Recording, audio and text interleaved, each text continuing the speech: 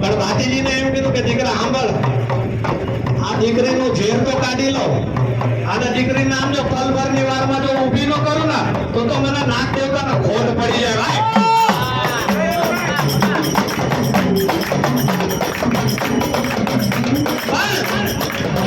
આમાં લાદીજી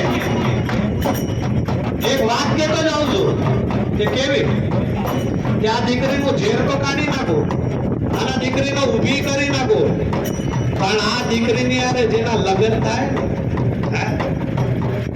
એ દીકરો હવાર નહીં ભાવે કે આ કેવું એટલે સમજી વિચારીને વાત કરી ત્યારે ભાતીજીએ કીધું કે એક વાર એનો ઉઠાડી તો છે પછીની વાત પછી.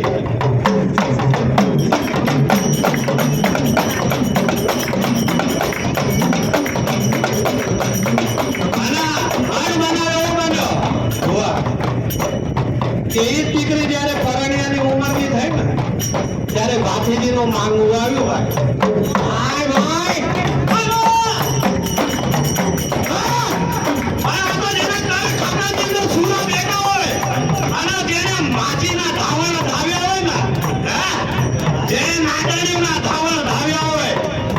જેને સિંહણું ના ધાવણ ધાવ્યા હોય ને મામા તો એની વાતો પડી દો અને જેને પુતળી ના ધાવણ ધાવ્યા હોય ને તો ખૂણે બેઠા રે ભાઈ.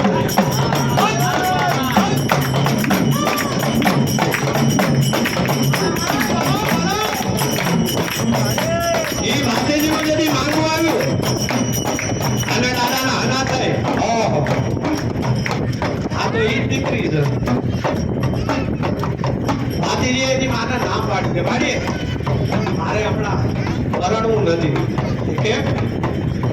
કારણ એ વાત કોઈને કહેવાય નહીં બોલા આ તો અંતરની વાત હોય કોઈને કહેવાય નહીં. પણ ભાતીજીની જે માં હતી ને કેસરવા નામ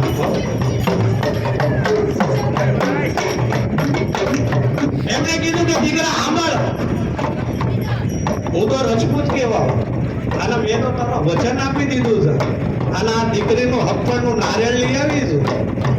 કદાચ ના આજ તું આ નારિયેળને જો ફેંકી દીધું ને તો તારી માને ઝેર ખાવાના વારા આવશે.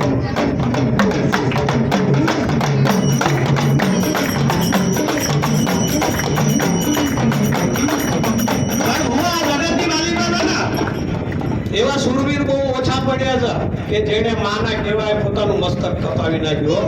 હલો અને ભાતીજીને ખબર હતી કે આ દીકરીને આને હું પરણી અને હવારનો સૂરજ હું નહીં જોઈ તો એને 4 ફેરા ફર્યા અને પોતે અમર થઈ ગયો. ઈ ભાગવેલની માલિપા બેઠો હતો ત્યારે હલો એને ના ઈ ચીકે